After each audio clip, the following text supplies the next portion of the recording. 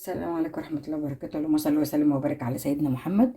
ان شاء الله هعمل لكم النهارده بسكويت اقتصادي جدا بكوباية سمنة، كوباية زيت ومعلقتين سمنة. بس لو عايزة زيت بس مفيش مشكلة. وعندي هنا كوباية الا ربع استفندي، عصير استفندي. وعندي معلقة لبن بودرة ومعلقة بيكنج باودر. وعندي نص كيلو دقيق، بس انا عندي من نص كيلو، عندي منه نص كوبايه كده لو احتجتها. عندي هنا كوبايه الا ربع سكر. انا مش عايزه مسكر قوي، لو عايزاه مسكر ما فيش مشكله، اعملي كوبايه. هنا عندي تبشري قشر الاستفندي، او انا هنا طحناه من الشفاه وطحناه القشر بقى بودره كده زي ما انت شايفه. هحطه على الدقيق والبسكويت. وعندي هنا كاستر. خلاص ان شاء الله ناخد معلقتين. وعندي معلقتين نشا.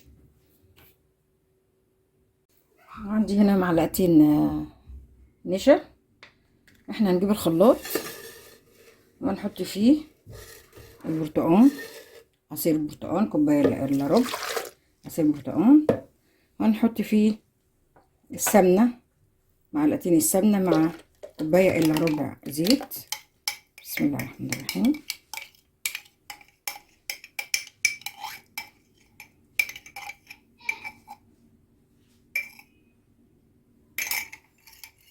وعندي هنا كوبايه السكر اللي هي كوبايه الا ربع. بسم الله الرحمن الرحيم.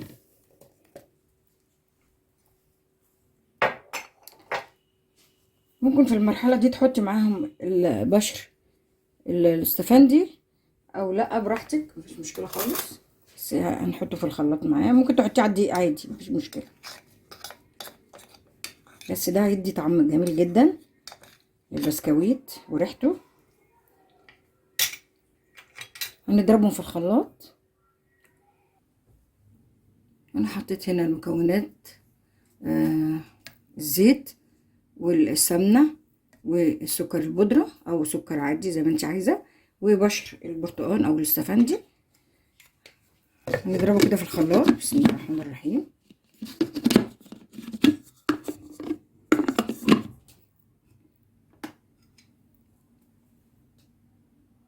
هنا نضرب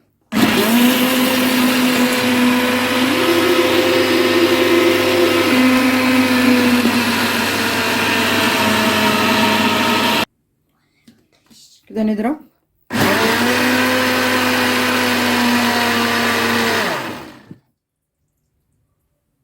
هنجيب بوله ونفضي فيها اللي احنا ضربناه في الخلاط. بسم الله الرحمن الرحيم.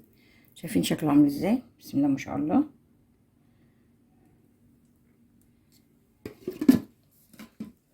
بعد كده بنركنه ونجيب الدقيق، نحط عليه معلقتين كاستر. بسم الله الرحمن الرحيم.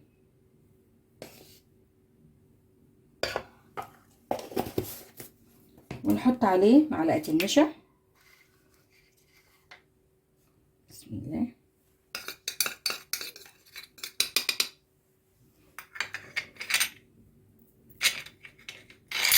وناخد معلقه بيكنج باودر. بسم الله الرحمن الرحيم.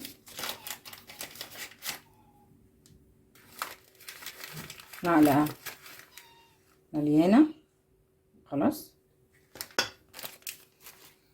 وناخد معلقه لبن، معلقتين لبن. بسم الله الرحمن الرحيم. ويعتبر الكيس فيه معلقتين. نقلب كل المكونات دي مع بعض. بسم الله الرحمن الرحيم.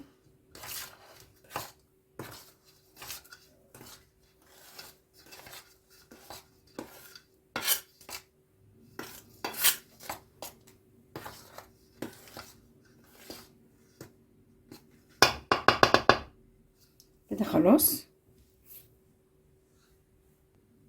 نجيب هنا المواد السائله، ننزل عليها بالراحه كده بالدقيق. بسم الله الرحمن الرحيم.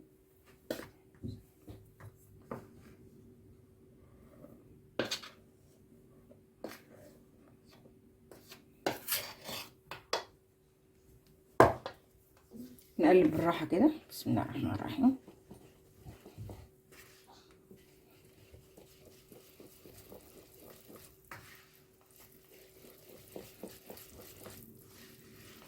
بمضرب بقى بسباتيولا باي حاجه بس كده على بال ما ننزل المكونات. بعد كده هتكبد نعملها بايدينا. بس مش عايزه بسكوت، مش عايزه عجن كتير. بسم الله الرحمن الرحيم. ما تنسوش ان انا سايبه نص كوبايه لو احتجتها. بسم الله الرحمن الرحيم.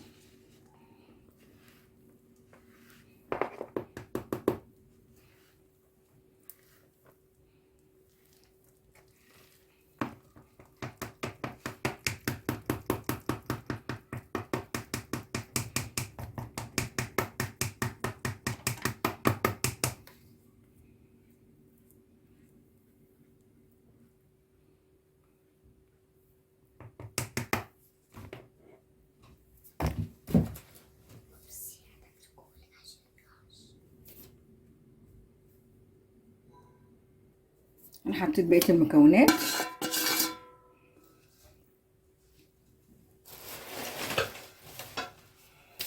نقلب. بسم الله الرحمن الرحيم. في المرحله دي بقى كده ادعك بالايد. بسم الله.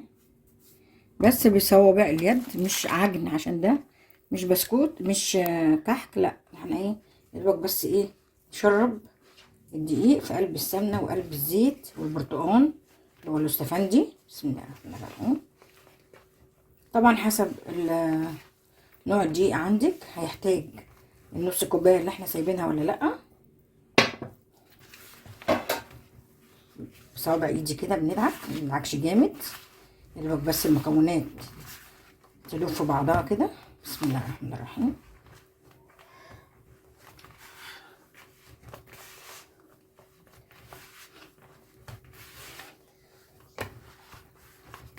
انا بعمل بصباعين اتنين اهو زي ما انتم شايفين. بسم الله. لحد ما الدقيق يختفي خالص معاكي.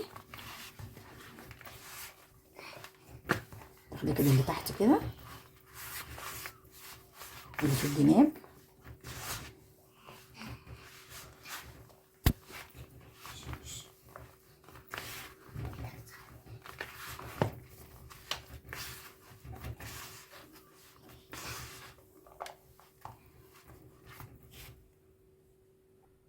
هنا لو حسيتي ان العجينه يابسه شويه معاكي تحطي لهم معلقتين بس كده عصير برتقال. بسم الله الرحمن الرحيم. لان طبعا الدقيق بيختلف من نوع لنوع. ممكن انت جايبه دقيق ما يحتاجش المعلقتين البرتقال دول.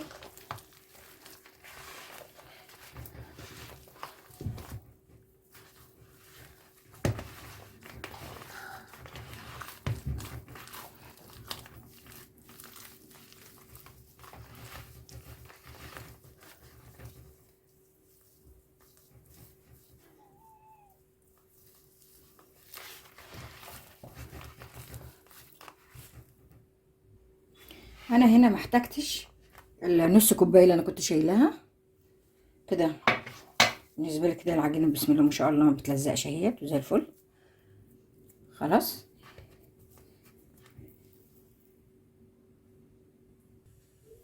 هنا احنا عملنا البسكويت اهو زي ما انتم شايفين. عايزه تعمليه في كيس حلواني زي ده او زي دوت براحتك. بتحطي له البلابل دي بتاعه البيتي فور ودي بتاعه البسكويت. عايزه تعمليه بدوت براحتك. انا هعمله مربع او مدور. عايزه تعمليه بتاعه الكحك مفيش مشكله. انا اقطع بيها بس واوريكم كذا شكل. هنا عندي كيسين بتوع تلاجة فتحتهم. حطي اول كيس كده. بسم الله. واخد قطعه من البسكويت. بسم الله الرحمن الرحيم. واحطها هنا كده وانزل عليها بالكيس التاني.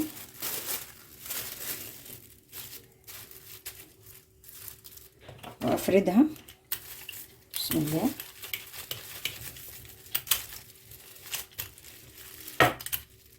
لازم تبقى كلها سمك واحد.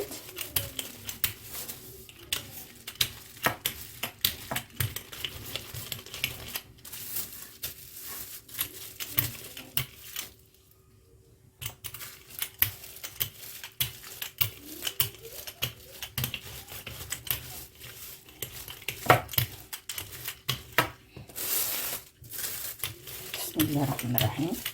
تفردي كده هتلاقيها ان شاء الله بتفرد معاكي بكل سهوله، متقلقيش من حاجه. عندك بردانه مفيش مشكله، النشابه دي تنفع برضو، اي حاجه تسهل عليك ان انت تفرديها مفيش اي مشكله. انا هوريكم دلوقتي انا فردتها بسمك قد ايه، وزي ما قلنا لو عايزه تعمليها بكيس الحلواني مفيش مشكله، دي حريه شخصيه واللي انت عايزاه يبقى ذوقك انت. انا مولعه الفرن على 200، بسخنه طبعا قبل ما اشتغل، فتحه قبل ما اشتغل. ادي هنا السمك اللي انا عايزاه، بسم الله الرحمن الرحيم اهو، يبقى مفيش نص سنتي. انا هجيب السكينه واعمل كده، بسم الله الرحمن الرحيم.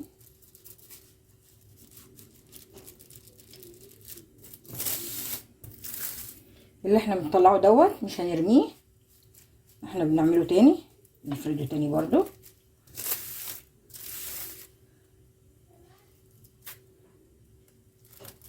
بس انا عايزاه مستطيل.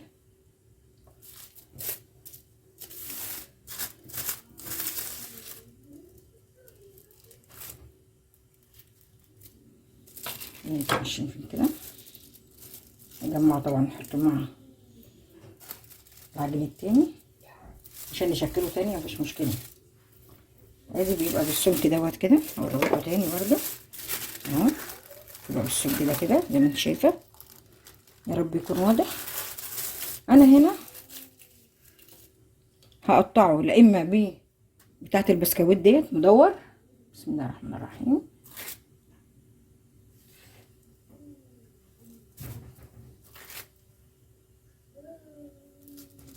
خلاص، لا اما اعمله اللي هو مربع بالسكينه برضه، او العجله دي بتاعه البيتزا، ممكن اروح عاملاه كده طبعا المقاس اللي انت عايزاه.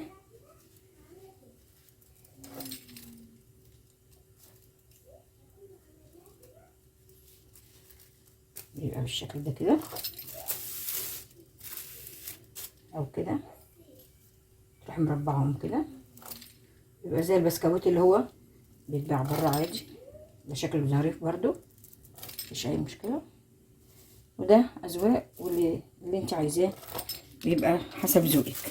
خلاص، انا هنا هعمل بشوكه، اجيب شوكه صغيره كده واعملها كده تدي شكل بس، بسم الله الرحمن الرحيم.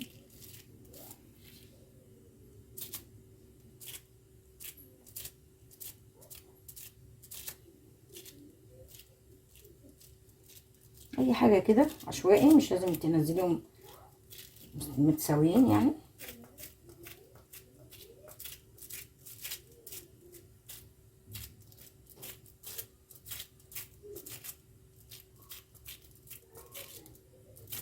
ودول برضو ادي السمك اهوت، بسم الله ما شاء الله.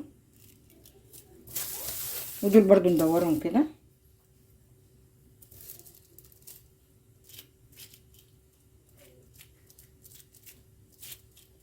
نعملهم بالشوكه برضو كده مفيش اي مشكله، وهتبقى بالمنظر دوت. انا عندي هنا صينيه هحط فيها البسكويت، بسم الله الرحمن الرحيم.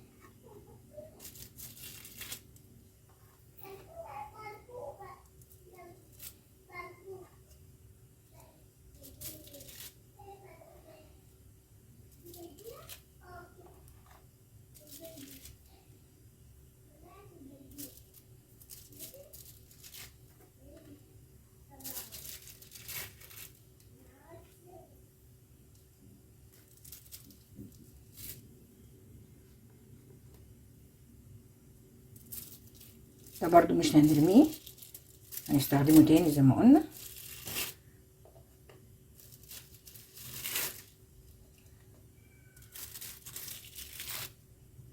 وانا مولعه الفرن على 200.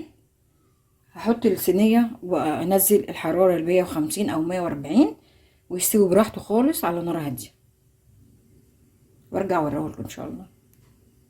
انا هنا عملت حبه هلال، هوريكم ازاي تعملوه بالمنظر ده كده. بسم الله ما شاء الله. هوريكم ازاي تعملوه. احنا بنجيب العجينه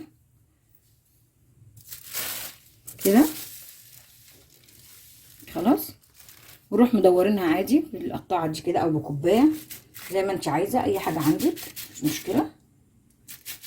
بس انا حبيت اوريها لكم عشان اللي عنده اطفال ولا حاجه لو عايز يعملها له تبقى شكلها حلو كده في الطبق، لاي طفل بيفرح.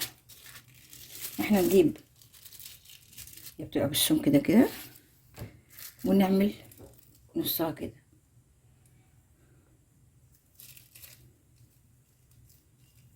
سوري عملتها النقشه معلش اهي. بسم الله ما شاء الله اهي بالشكل ده كده. طلعت برضو منقوشه شكلها حلو اهي الباقيه. بس اهم حاجه ترصيهم لوحديهم في طبق في صينيه عشان ده سواهم غير السواء التاني اللي هو مربعات او مدور. اهي كده تاخدي دي كده تبقى بالشكل ده كده. الاطفال بيفرحوا بشكلها، تبقى حلوه جدا. حبيت بس اوريها لكم اللي حابب يعملها، او انت وذوقك في اشكال تانية طبعا براحتك بالشكل ده كده.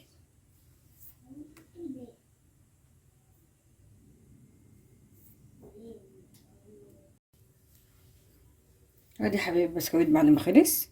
عندنا المدور والمربع والهلال، ودي طلعت عين كده زي ما وريتكم نعملها الشاي مع كوبايه الشاي. لو عجبكم الفيديو يا ريت ما تنسوش لايك وشير وسبسكرايب وتفعلوا الجرس عشان يوصلكم كل جديد. والكميه دي مش هي بس النص كيلو، لا ده فيه كمان صينيتين في الفرن. والسلام عليكم ورحمه الله وبركاته.